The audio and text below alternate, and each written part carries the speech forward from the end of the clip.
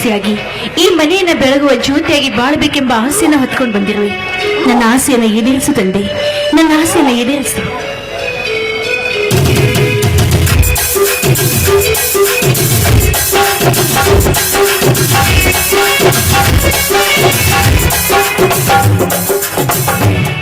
ವರುಣ್, ಏ ವರುಣ್, ಎಲ್ಲಿದ್ದೀಯಾ?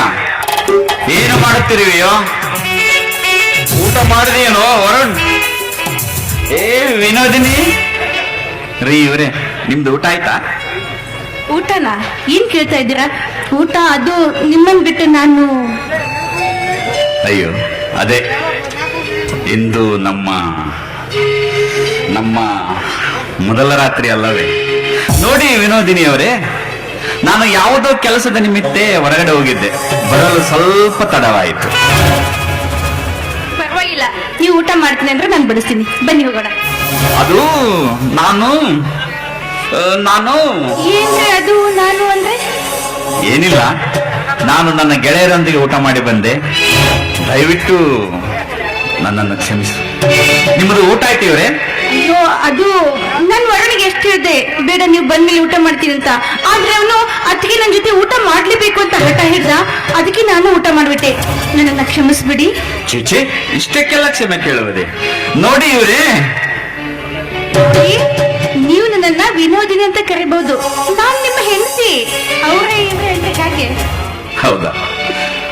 ನೋಡು, ನೀವು ನನ್ನ ಹೆಂಡತಿ. ನಿಮ್ಮನ್ನ ಹೆಂಡತಿಯಾಗಿ ಪಡೆಯಲು ಅದಾವ ಜನ್ಮದ ಪುಣ್ಯವೋ ಏನು? ನನ್ನ ಸತಿಯಾಗಿ ನನ್ನ ಜೀವನವನ್ನ ಬೆಳಗಲು ಬಂದೆ. ನೀನು ಈ ಒಂದು ಸುಂದರ ಭವ್ಯವಾದ ಸುಂದರ ಜೀವನವನ್ನ ಸವಿಯಲು, ಸುಂದರವಾದ ಸವಿ ನೋಟವನ್ನು ಸವಿಯಲು ಕಾಲ ಈಗ ಕೂಡಿ ಬಂದಿದೆ.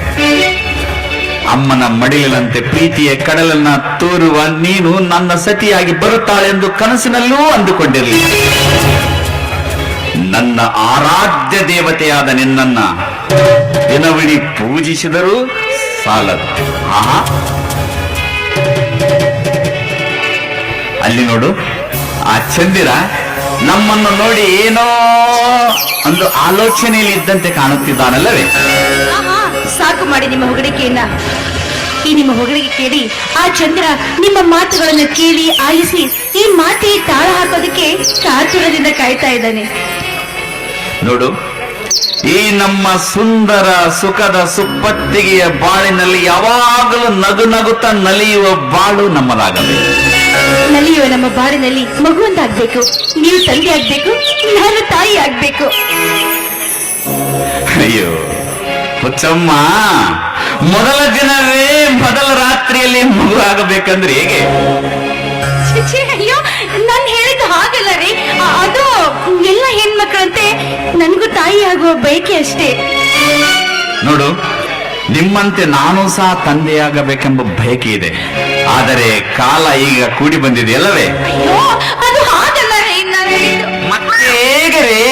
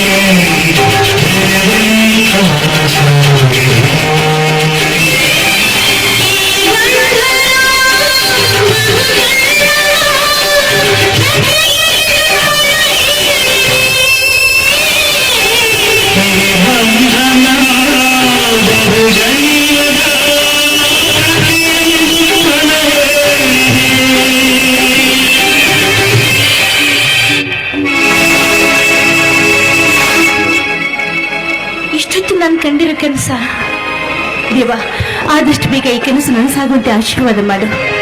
ನನ್ನ ಅತ್ತಿಗೆ, ನೀವು ಇನ್ನು ಕುಳಿತುಕೊಂಡಿದ್ದೀರಾ? ಯಾಕೆ ಅತ್ತಿಗೆ, ಇನ್ನೂ ಅಣ್ಣ ಬರಲಿಲ್ಲವೇ?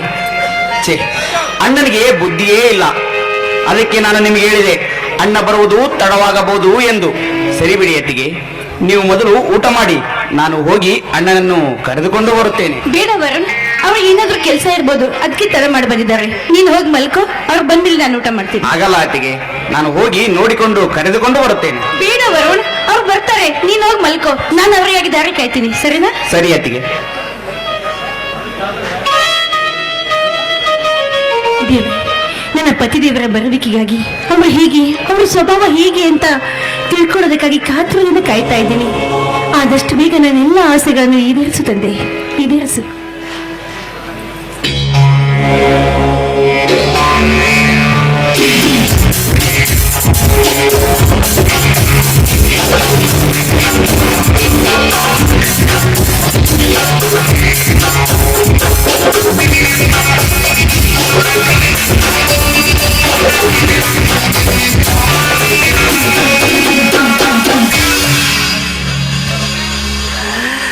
ಎಲ್ಲಿ ಬಾರಿ, ನಿನಗೆ ಹೇಳ್ತಿರುವುದ ಬಾರೆ. ಬಾ. ನೀವು ಹೀಗೆ ನಡ್ಕೋತಾ ಇದ್ದೀರಾ? ಹೌದು, ನಾನೇ ನಿನ್ನ ಗಂಡ. ಕರೆದರೆ ಕೇಳೋದಿಲ್ಲವೇ? ಬಾಯಿಗೆ ಏನಿದು, ನೀವು ಕುಡ್ಕೊಂಡು ಬಂದಿದ್ದೀರ? ಯಾಕೆ, ಏನಾಗಿದೆ ನಿಮ್ಗೆ? ನನಗೇನಾಗಿದೆ? ಎಲ್ಲ ಗೆಳೆಯರ ಮಹಿಮೆ. ಹುಬ್ಬಳ್ಳಿ ಗೆಳೆಯರು, ಬೆಂಗಳೂರು ಗೆಳೆಯರು, ಬಾದಾಮಿ ಗೆಳೆಯರು, ಗಂಗಾವತಿ ಗೆಳೆಯರು, ಗರೆಬಾಳ ಗೆಳೆಯರು ಎಲ್ಲರ ಕುಂತು ಪಾರ್ಟಿ ಮಾಡಿಸ್ತಾರೆ. ಕುಡಿತೀನಿ, ಏನಾದ್ರೂ ಮಾಡ್ತೀನಿ. ಏನಾಗಿದೆ? ಚೆನ್ನಾಗಿರುವೇನಲ್ಲ. ಮುಟ್ಟಬೇಡ ನನ್ನ.